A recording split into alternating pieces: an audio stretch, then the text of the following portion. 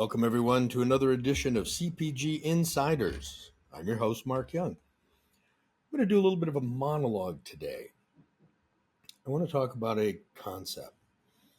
And the concept is, are you playing to win or are you playing not to lose? And let me expand on this. So, as some of you know who listen to the show, I race cars. And I had a big crash last year, hit a wall at 100 miles an hour. And then I noticed after that my lap times were starting to drop on me. And I was trying to figure out why. And I started talking to a professional sports coach. And I tell you what happened. What happened was I started driving the car not to crash instead of driving the car to win. And the funny thing is, this became apparent to me when I was talking to a client. We're having a Zoom meeting, and the client was telling me about what they're doing and so on and so forth. And I said to the client, you're trying to play this game not to lose instead of winning. And it hit me, geez, I'm doing the same thing. Now, I'm happy to report that I resolved that issue. I was back on track last weekend, and my times were better than ever, right back to where they were, and I felt happy, and I was just in a much better place and loved being on track again. How does this relate to your business? Here's the problem.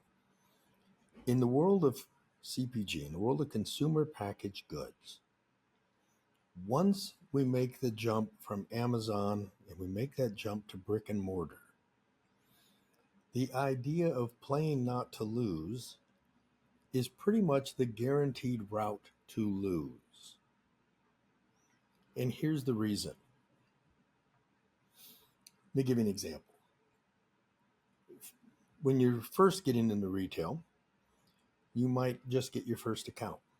It might be 250 stores at Walmart. It might be 500 stores at Walgreens. It might be, a regional player like Meijer. But what happens is once you get into one of these chains, even on a limited basis, your sales numbers are now reporting to Nielsen and IRI, which means the rest of the world can see how you're doing.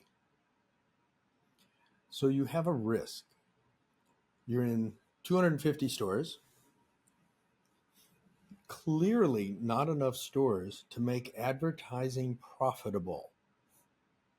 It is not profitable to advertise several hundred stores. It's not even profitable to advertise a few thousand stores.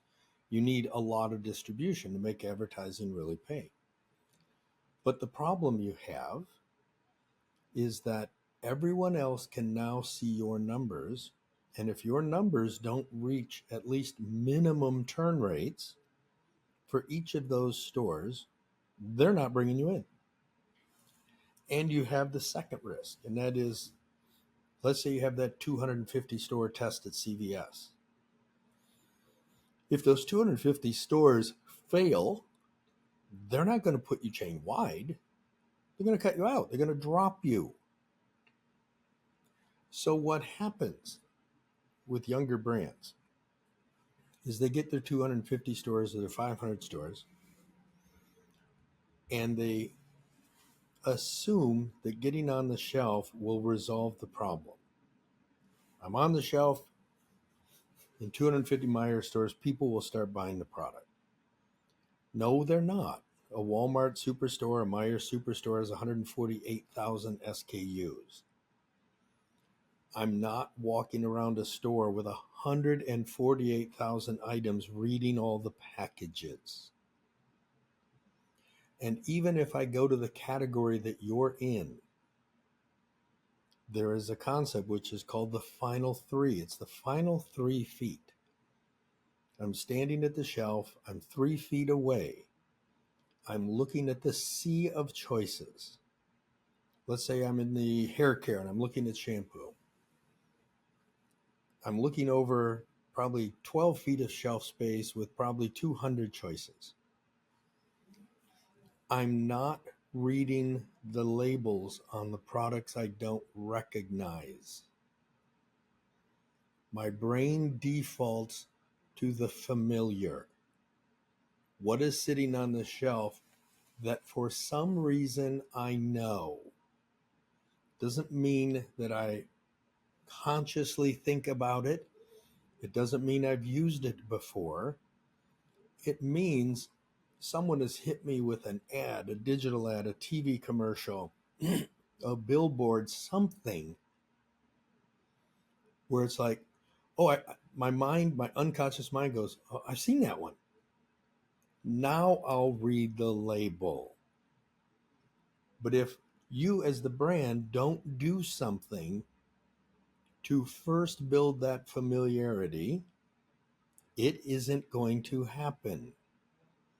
And this is why over and over we get calls from brands and yep, we just got 250 stores in chain X and we're selling a quarter piece per week per store or half a piece per week per store, when that particular store is looking for 3 pieces per week or 4 pieces per week. Now, when I get back to playing not to lose, playing not to lose in our business means, and I'm going to tell you how many times we've heard this. Well, if I can get into Walmart and start selling, then we'll start advertising.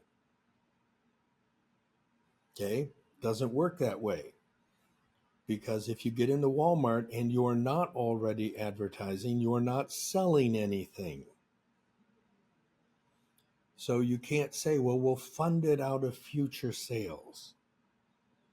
No, you need to play to win. And play to win means you're going to the CPG casino and you're putting your money, you're at the roulette table and you're putting your money on red or black or whatever the case is, and you're going to spin the big wheel and see what happens. Now, in reality, of the 45,000 new products that are introduced to the market every day, or not every day, but every year, only 15% of them survive in 24 months. So it is a casino. It's better than a casino. If we look at a roulette table, we've got odds of 38 to 1. Or 38 to 1? Yeah, 38 to 1. Depends on what table you're on, 38 or 39 to 1. It's better than that. Our odds are 15%. But also keep in mind, out of that 15%, 90% of that 15%, those new SKUs belong to brands that are already in the market. So they already have name awareness. They already have shelf space. They've expanded their offerings. So it becomes a lot tougher when it's your first SKU. So you have to go into it with the mindset of, I'm here to win at all costs. Not, I'm going to incrementally climb the ladder as I'm making money. When you look at these test markets in these stores like this, you have to go into them knowing I've got an online business, I have an Amazon business. Now I just got 250 stores test, or maybe even I got an entire Walgreens chain. Even if I have the whole Walgreens chain, I'm still not going to get a return on investment on my advertising. I have to be willing to take the risk to go all out, put the money out, believe in my product, believe in my marketing, believe in my ad people that they know what they're doing, in my brand, and put the money on the table and be willing to accept it might fail. But let me give you the flip side. Fortunes are built in the consumer packaged goods industry. When we look at our business, Nearly all the innovation in consumer products comes from individual entrepreneurs. When P&G has a new breakthrough, when P&G issues a new SKU for them is now concentrated, or now in a new package, or now in a drip-free bottle. That's innovation there. The way they get innovation, the way they really make innovation is by buying entrepreneurial companies. And as a rule, they don't look at these companies till they're at least doing 20. And that's kind of the private equity and the strategic buyers. And then the big guys, they don't look at these brands until they're on their way to 50. Because as an example, a company the size of P&G realizes they can't afford to operate a unit that does less than 50 million. Their cost to manage is too expensive to mess with anything that doesn't do 50 million. So fortunes are built. And we've had clients who have literally started with one little SKU and sold out 5 or 6 years later for $300 million. So it's completely possible. So with everything, when we're talking about playing not to lose, playing to win, everything in business is risk and reward. The bigger the risk, the bigger the possible reward. And let's go back to that roulette table for a minute. If I put my money on black and it comes up, I double my money. If I put my money on 17 and 17 comes up, I get 35 times my money on that roulette table. Why? Because red and black's a little less than a 50-50 odd. Number 17 is the odds of 1 over 38. The bigger the risk, the bigger the reward. So what you have to ask yourself is, are you an entrepreneur? Are you a risk taker? Keep in mind, this industry attracts two types of people. And I'm going to say three nowadays. We see three types of people that come into the business. People that are entrepreneurs and risk takers. We see people who are inventors and engineers and chemists and scientists and doctors who know how to create something. And then we're seeing a third group coming into this industry. And they tend to be more in the millennial group, where they think entrepreneurship is a career choice. Now, it's interesting that people are thinking of entrepreneurship as a career choice.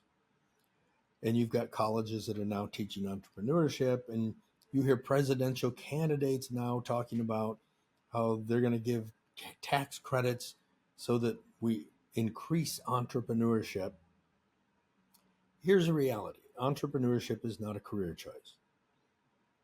Entrepreneurship is something that you have no choice on. You are born an entrepreneur. It makes up about 4% of the population. It has always made up 4% of the population. It always will be 4% of the population. These are the people who are unemployable. I'm one of those people. I openly tell people I'm unemployable. People like me, or people who are entrepreneurs, we create our own world because we don't fit in with the corporate world. So the risk-taking, the inventiveness, it's part of the personality. If you're an entrepreneur, you probably understand what I'm saying. If you're a producer, if you're a creator, a chemist, an engineer, a scientist who knows how to make things, this may sound foreign to you. And oftentimes, it's a good idea to even collaborate with someone who is an entrepreneur. So I'm going to recommend a book for people. His book is by Peter Thiel. And Thiel is actually spelled Thiel. And Peter Thiel he's a billionaire, very smart guy. And Peter is the guy who co-founded PayPal. And he co-founded PayPal with this guy named Elon Musk, who I'm sure most of you heard of. Peter has a book out called 0 to 1. I want to recommend it for any of our entrepreneurial or wannabe entrepreneurs or people that are new in their business. And what the book spells out, the book spells out in 0 to 1, there are people who do 0 to 1. Steve Jobs is a 0 to 1, or was. Elon Musk is a 0 to 1. And a 0 to 1 is somebody who creates something where nothing existed. Then you have people who are what we call 1 to 10s. These are people who know how to take something that's now existing and grow it into a business. Well, these are the people we need. We need the 0 to 1 people, and we need the 1 to 10 people. Dan Sullivan has a really good way of putting this, and it's amazing because Dan Sullivan from Strategic Coach has a way of boiling complex concepts into super, super simple one-sentence solutions. And for any of you that know Dan, you'll realize that Dan says if anything takes more than 5 minutes, he's not interested in it because he doesn't have attention span past that. So he has a concept which is called multiplier or simplifier. A multiplier is someone who knows how to grow a business and market. A simplifier is someone who knows how to make things and streamline a business. Now, we all have both of those skill sets, but we lean into one or the other. And I'll give you an example. Here's an easy way to know if you're a multiplier or a simplifier. Would you rather sit in a room writing a book or maybe sit in a laboratory making something? Or would you rather be in a crowd of 500 people on a stage telling everybody about what you have? If you find your personality is, I'd rather be in the middle of a room full of people shaking hands and making deals, you're a multiplier. If your answer is, well, if I could do whatever I wanted, I'd rather have this big, massive laboratory or skunk works shop where I could just fiddle with stuff all day long and create things, you're a simplifier. That's who you are. Every business needs both of those skill sets. Figure out which one you are and figure out how to find the other one and bring that other one into your organization. In Jekyll and Hyde, I'm a multiplier. We have a COO, Michelle Pike, who is a simplifier. Michelle is perfectly happy to sit in an office with the door closed and write solutions and write plans and write things to make stuff happen. I would blow my brains out if I had to do that all day long. Now, can I do it? Yes. But is that me? No. Me is face to face with people, helping them and showing them how we can do things. So figure out which one you are. But I want to get back to what I said about playing to win, not playing to lose. When we play not to lose, we're risk adverse. We're trying to hold on to what we have. When we play to win, we're looking to grow and expand. Anytime we play not to lose, we strangle the thing that we're trying to hold on to. I'm going to put this in the level of a relationship. Let's say you met a new person, and this new person, you're excited about this new person, and you think this might be the one. If you play to win that person's heart, how will you behave? You'll be flirtatious. You'll be doing cool things. You'll be coming up with new ideas to take them on a date, and what little things you can do to romance them. And you'll be playing to win. What do you do if you're playing not to lose? You become obsessive. You start calling them too much. You start getting jealous because they're going to go out with some friends tonight. You literally strangle the thing that you're trying to hold on to until it's gone. This is what happens with companies. I am so focused on not losing what I have that I won't risk the future, and I end up killing my business. I've got my 250 stores that I'm testing, but I'm not going to put the money out there to advertise it because I could lose that money. I don't want to lose, but you're going to lose anyways.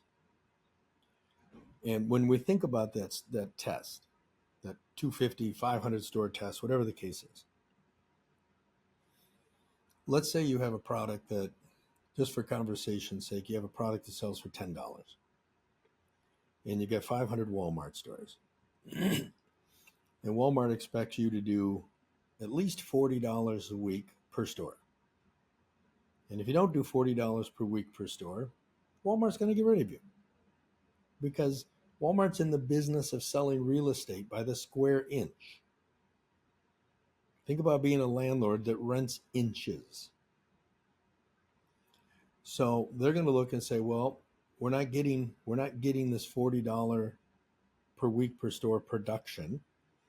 And by the way, if your product is a physically larger product, then that $40 goes up, because now you're taking up the space of what could be 3 smaller products that could have been doing $40 each.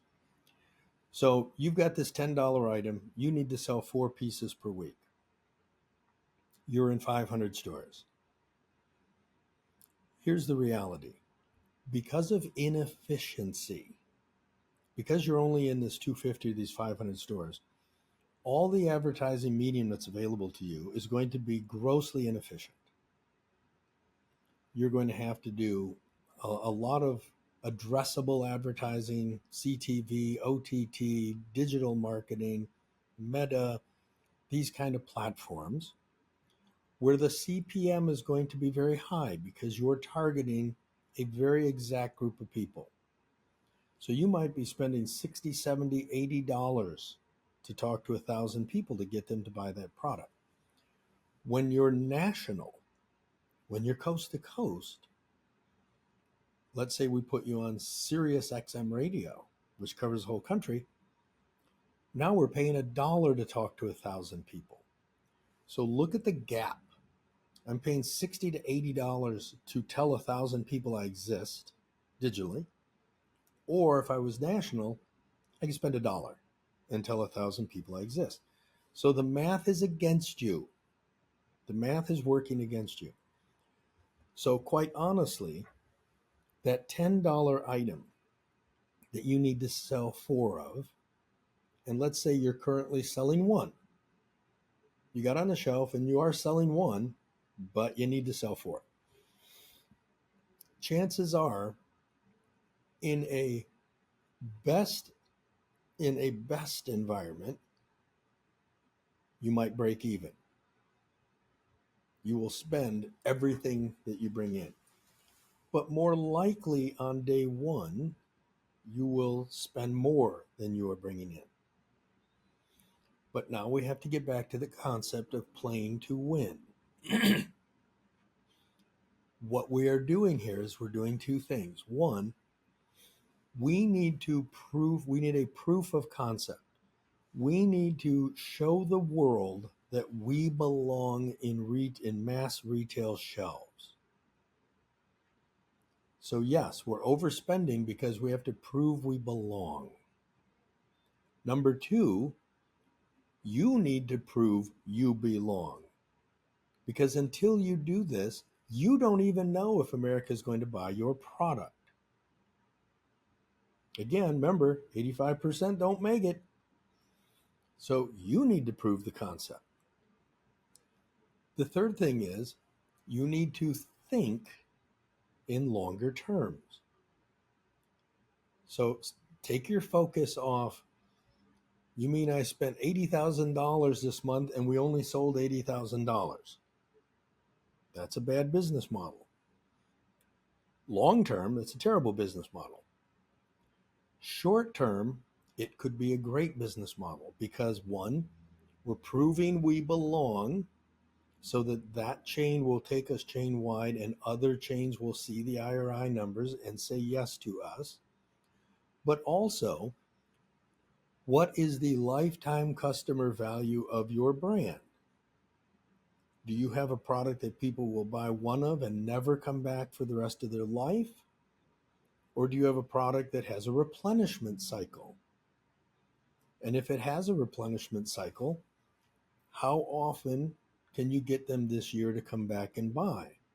Because remember, the first time we put that product over the curb, we bought that customer. We spent money to buy a new user. We're driving trial. We're not driving sales, we're driving trial.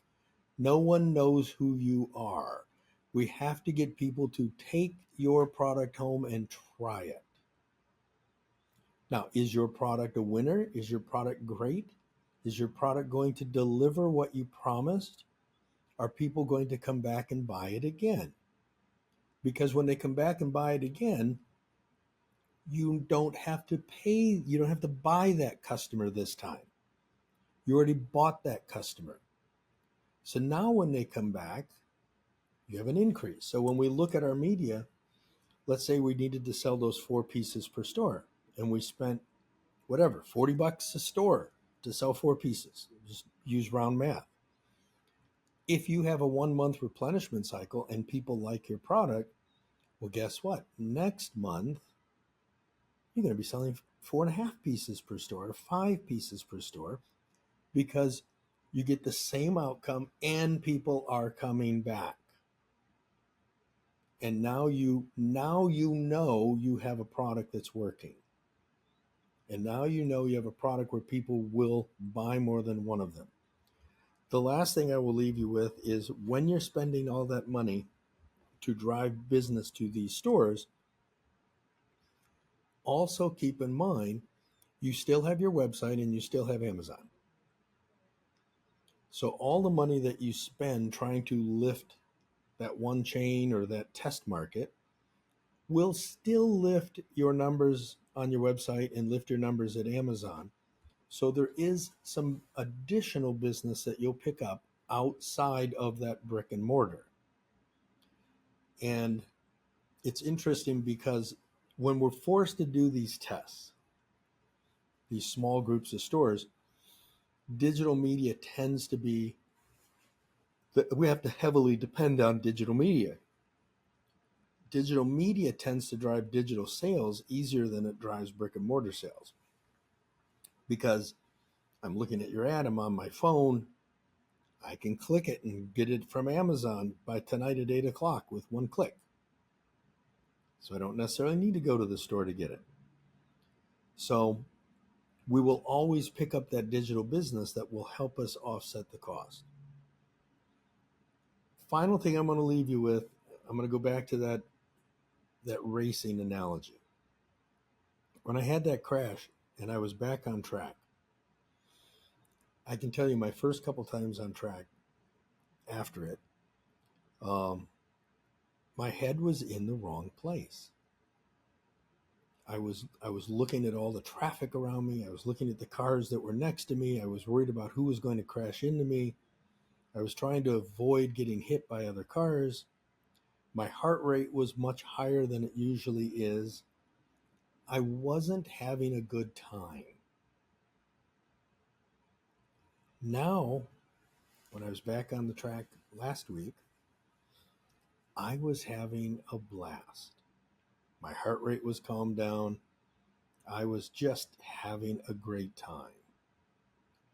And the reason is because I got my head wrapped around the idea, yeah, we crash cars. Yep, that's part of the game. And I might bump into another car, I might hit a wall, whatever. I'm just here to win the race. And I drove like I was there to win the race. Consequently, I had a much better time at it.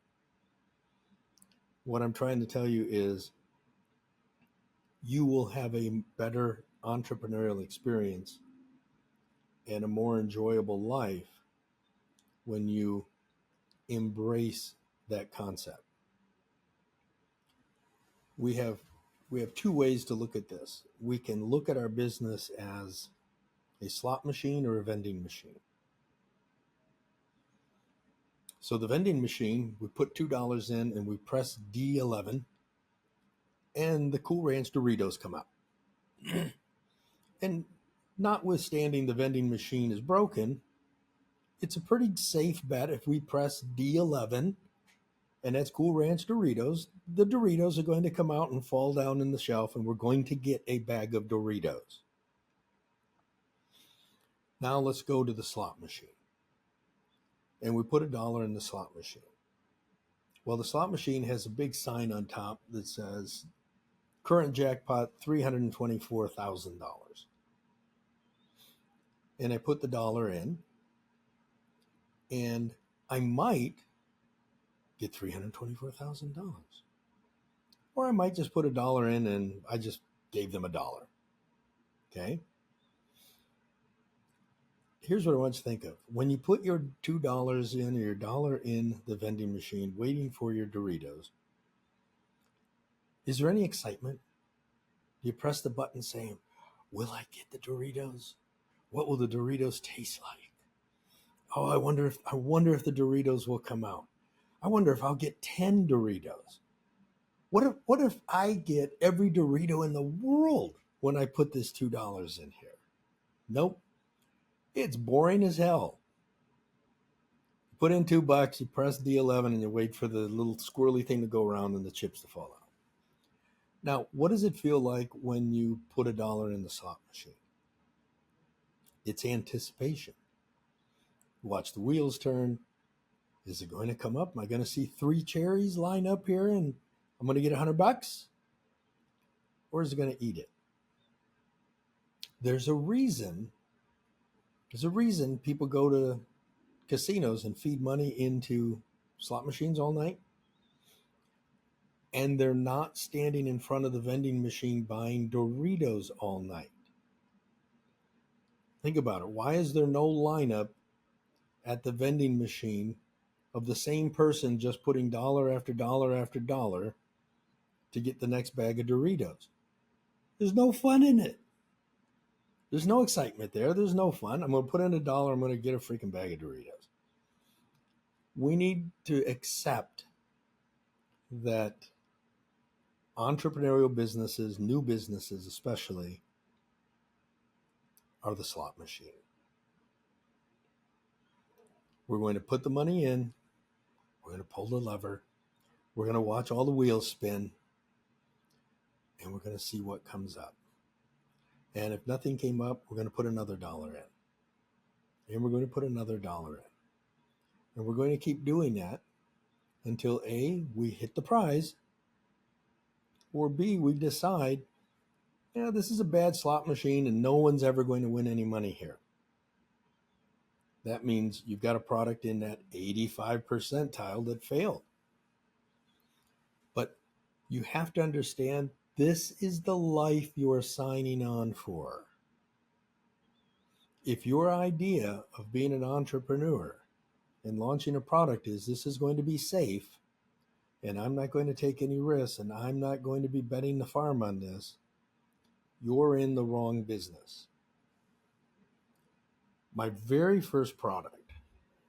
So understand, folks, not only do we run an ad agency, But I've owned products, so I've been in your spot. My very first product decades ago was first product I owned and was successful with was a product called Moto Lure.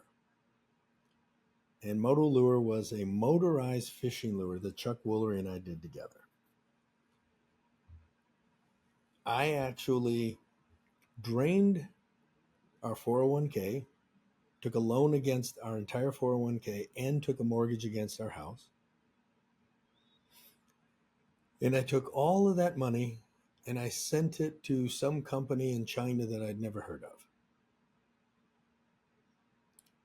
And that was for them to make the lures for us because we could not, by the way, we could not afford to make them in the US and be competitively priced.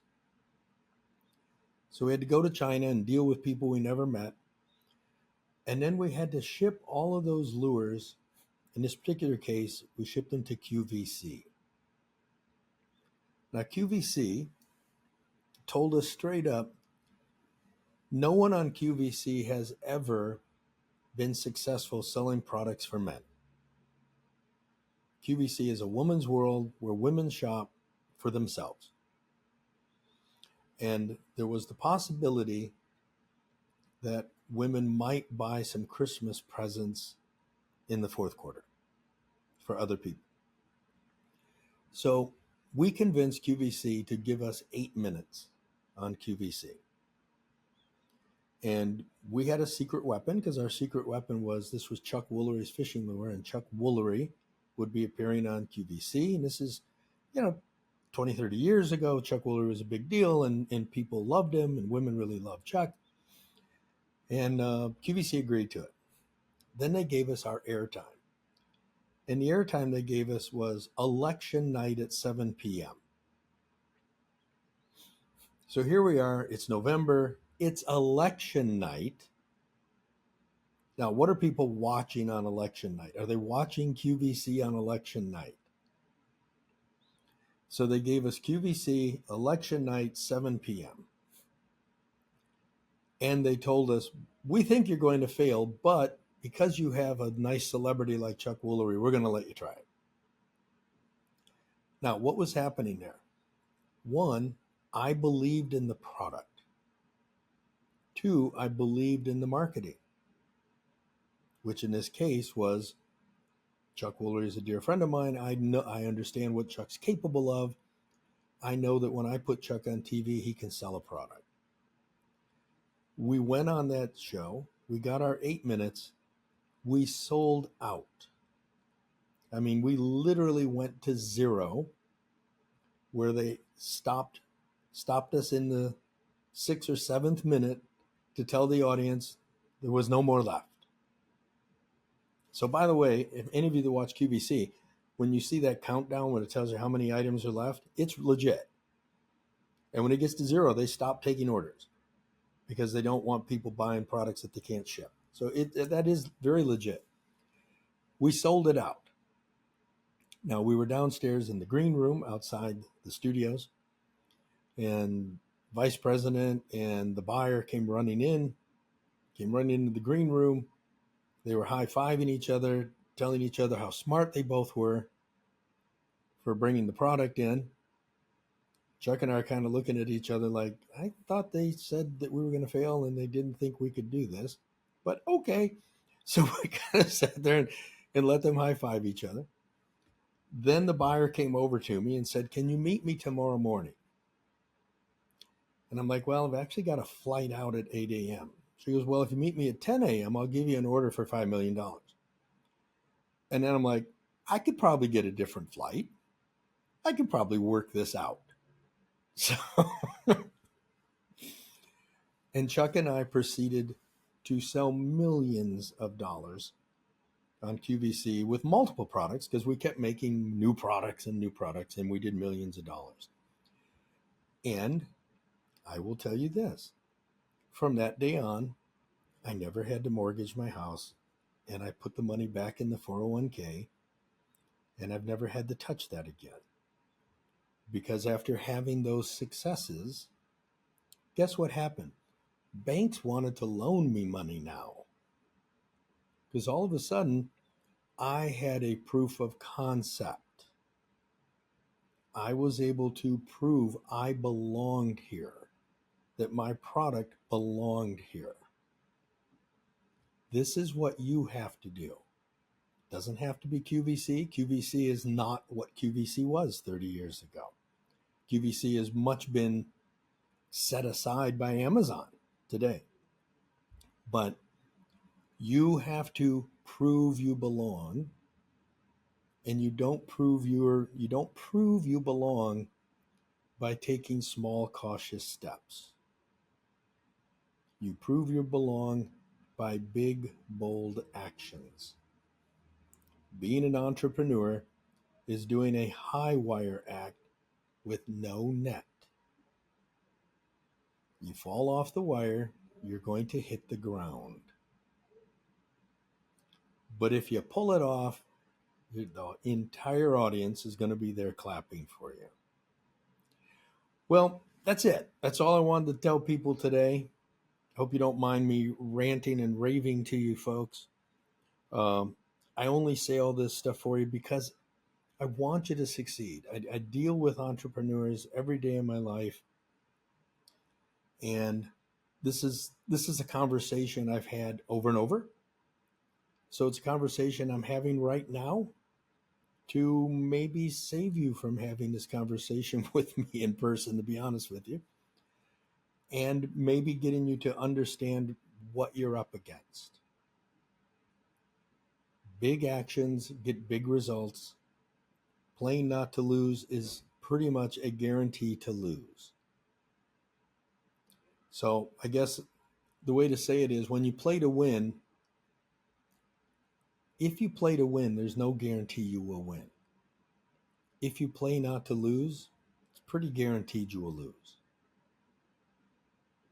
That's it. If you enjoyed today's podcast, make sure you go to wherever you get your podcast, leave us a 5-star review.